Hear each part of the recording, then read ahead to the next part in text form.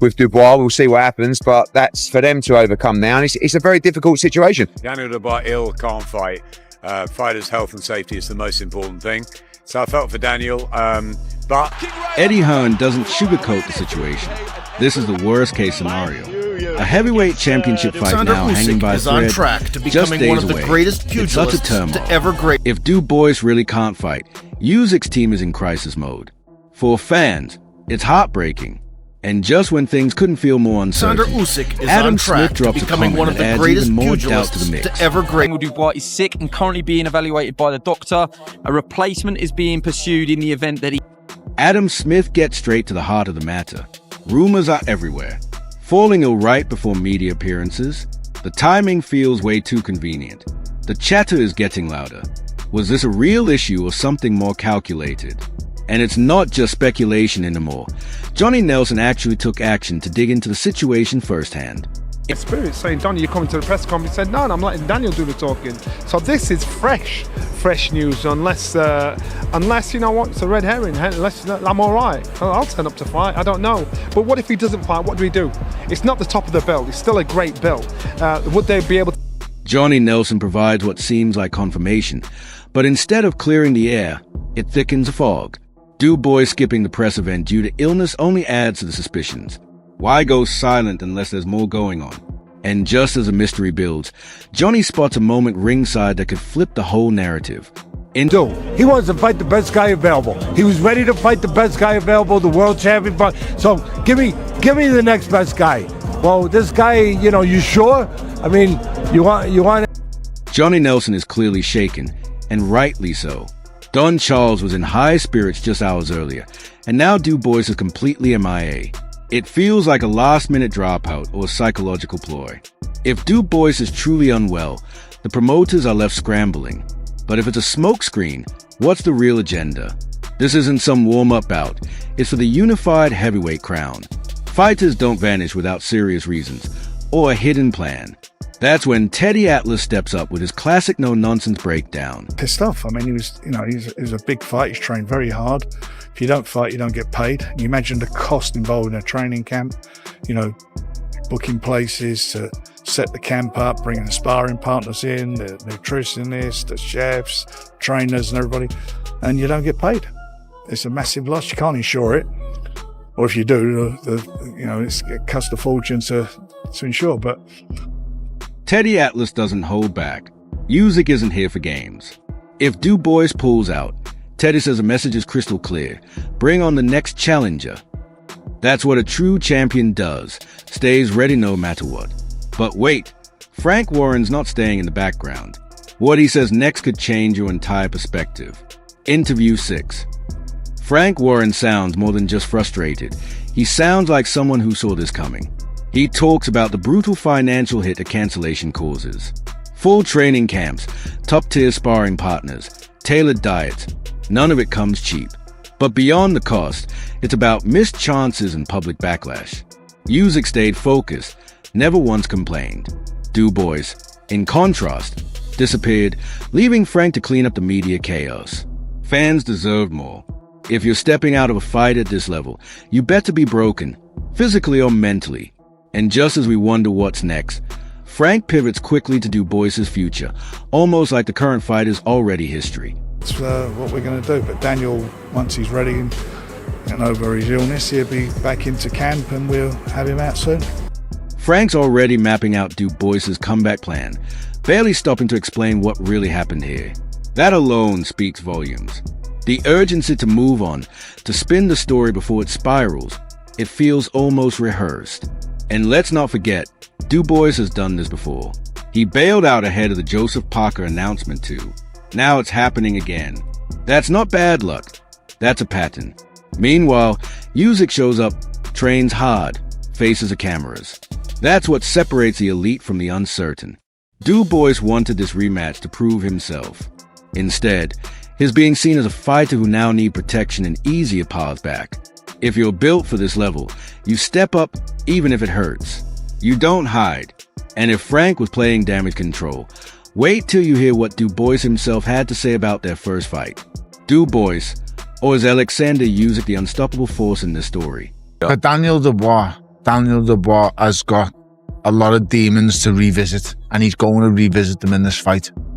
I think he's in a different place mentally now than he was before the first fight. I don't want to say he's grown up and mature, because I think he's the same fighter as he was. He's just his mental approach. Dubois claims he was robbed. Let's set the record straight. Usyk got up. He didn't just survive, he took control. That's not theft, that's championship grit. At this level, a single borderline body shot doesn't win titles. Dubois now says he would have thrown everything in the rematch, but this was the time. Instead, we're talking no-shows and illness. Where's the fighter's fire? You can't demand respect, then vanish when it matters. Usyk earned his moment. He fought through pain and adversity. Dubois had his chance. If he believed he could change the story, he wouldn't be on the sidelines now. This isn't a robbery. It's a missed opportunity. And Tony Bellew isn't buying the excuses. What time do you believe it was illegal? I do. I thought it was illegal or legal? I thought it was illegal. It's called a protector for a reason. Yeah. He hits the protector. It's illegal. Yeah, it's below the It's a navel. low blow. The navel's essentially What's your thoughts, Carl? I thought it was all right. Did you? Yeah, but I'm back on my man, so you know. No, we've all got to go on. We've all got to accept this right now. Tony Bellew doesn't mince words. In his view, Dubois hasn't evolved, and that's the core problem. New trainers, flashy videos, louder interviews, none of that fixes a shaky mindset. Bellew's been through real wars, and he knows what pressure does.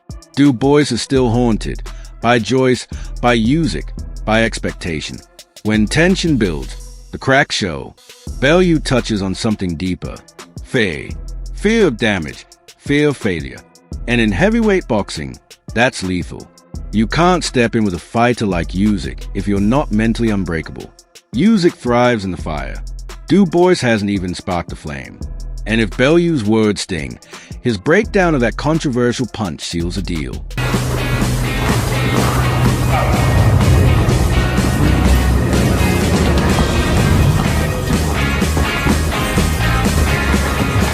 Давай. Bellew revisits the infamous punch, and from a fighter's eye, he saw nothing illegal. Let that sink in. Dubois' entire claim to redemption rests on one shot. A borderline blow that didn't end the fight, didn't stop Usyk, barely slowed him. And now a respected veteran is saying it was clean. That pulls the rug from under Dubois' argument. If that shot was fair, then what followed was Usyk's masterclass, and Dubois' unraveling. You can't keep claiming victimhood when pros see otherwise. This wasn't a robbery. This was a trial of heart. Usyk passed. Dubois is still searching. And while fans debate the punch, Joe Rogan was focused on something far more telling. Good fighter. He's a hard fighter to beat. And I think he'll learn from the mistakes he made in the first fight against Usyk, and it will give him a hard fight. Look, he When even Joe Rogan is caught off guard by your training footage, you're doing something extraordinary. Usyk's leaked clips weren't just impressive. They were a warning. Rogan, who's seen top-tier athletes across disciplines, was blown away by Usyk's fluidity, precision, and footwork. This wasn't a typical heavyweight on the pads.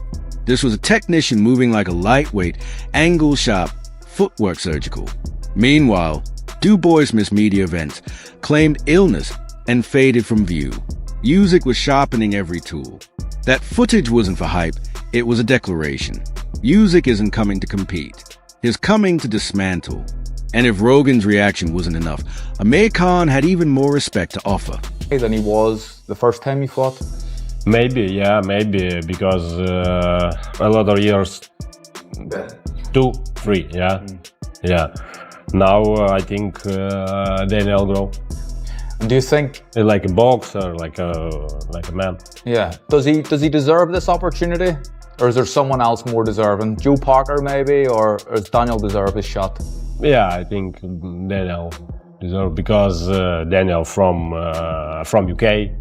It's interesting. This was supposed to be Dubois' shot at redemption, his chance to silence critics, erase a knee, and stand as a warrior. Instead, it's the same story. Another withdrawal, more questions. For fans, deja vu.